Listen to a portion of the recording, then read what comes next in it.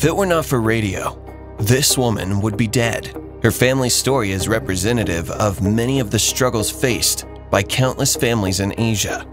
Like most families here, Bhidami's is an extended one.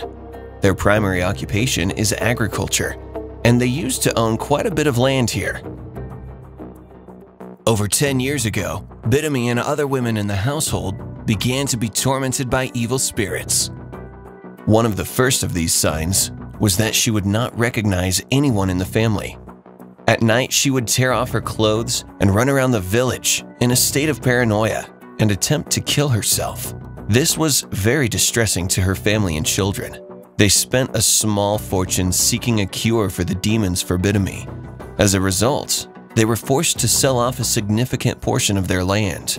Their fear for Bhidami's life was well-founded.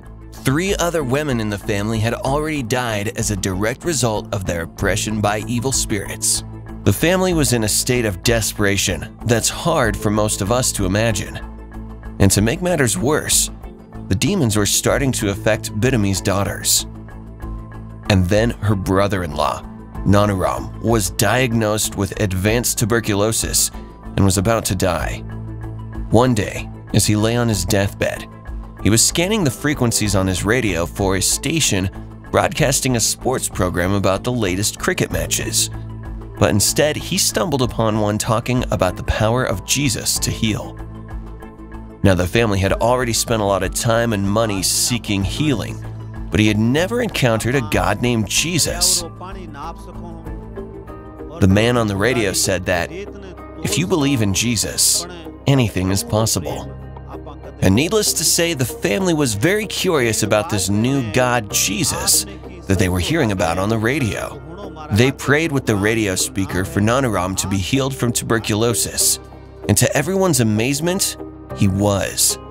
As a result, they were continuously listening to our radio programs, literally carrying a radio wherever they went. The messages they heard brought the entire family a hope they had never dreamt was possible just a few months earlier. This opened up a whole new world of possibility for the family. Could Bhidami too be cured? One of her daughters noticed that whenever she would say the name Jesus, her mom would calm down. They had been listening daily now for quite some time, and others in the family were being healed of various kinds of sicknesses. At the end of each broadcast, the speaker would give the address where they could write. But Bhidami wasn't getting better, and the family was getting desperate to find a cure for her before she was killed by the demons. In their desperation, they walked 100 miles through the desert to the office mentioned on the radio program to seek prayer for her. To make a long story short, when they arrived, the leaders were able to fully answer all their questions about Jesus, and to pray for them, and to pray for Bhidami to be freed from the evil spirits. You cannot imagine the joy they all felt when they decided to give their lives to Jesus and see Bhidami finally free.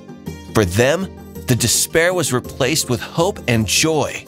When they returned home, they had many opportunities to share with their friends and neighbors everything that had transpired while they were gone.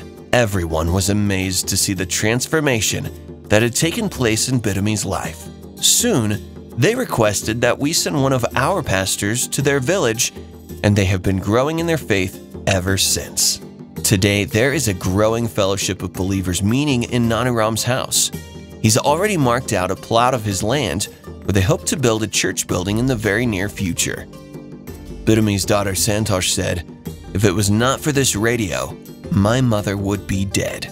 The entire family is thankful for the radio broadcasts that have brought life instead of the deaths that they were facing. Thank you for your prayers and support for Gospel for Asia. You are part of blessing thousands of lives like Bhidami's family.